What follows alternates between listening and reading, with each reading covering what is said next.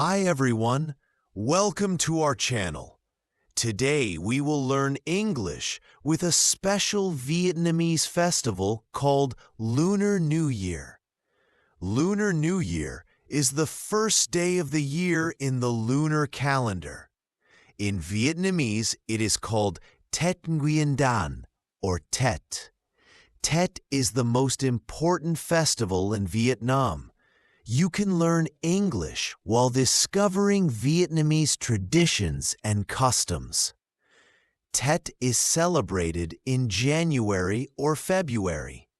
It is a time for family gatherings, which means when family members come together to eat, talk, and celebrate.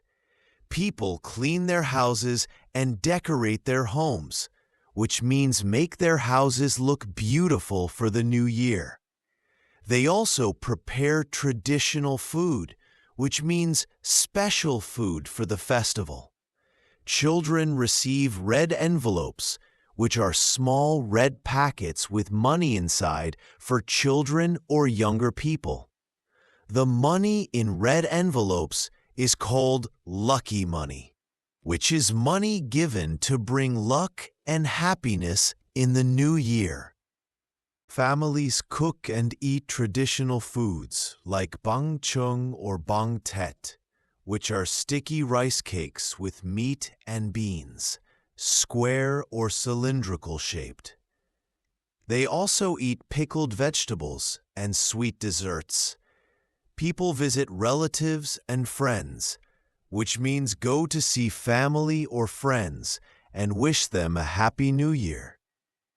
Some places have lion dances or dragon dances, which are traditional dances with lion or dragon costumes for celebration. People also watch fireworks, which are colorful lights in the sky that make loud sounds for celebration. Children also play traditional games like tug-of-war, calligraphy, and board games, which are old games children play during festivals.